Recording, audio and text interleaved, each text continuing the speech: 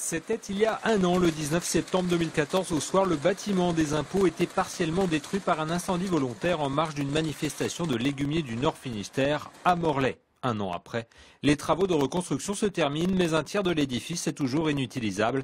Pas évident pour assurer normalement le service public.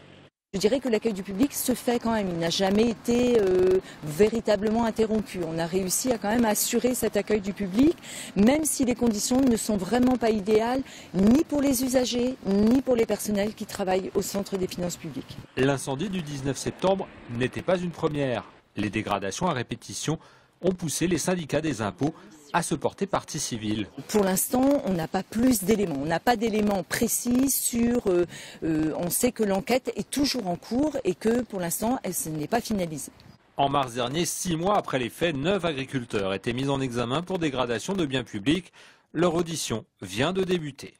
Le juge d'instruction commence à l'instant ses interrogatoires après les mises en examen d'avant l'été. Donc il va, pendant les mois de septembre et octobre, entendre toutes les personnes qui ont été mises en examen sur le fond du dossier.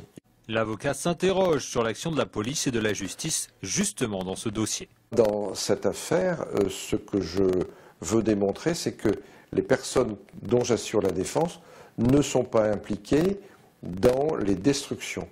La plupart d'entre elles, je dis bien la plupart, parce qu'il existe même une personne qui n'était pas présente sur les lieux. C'est assez effarant. On a démontré qu'elle n'était pas présente sur les lieux, mais elle est tout de même mise en examen. Enfin, pour les autres personnes, elles étaient présentes à la manifestation, mais n'ont pas participé en aucune façon aux dégradations qu'on leur reproche.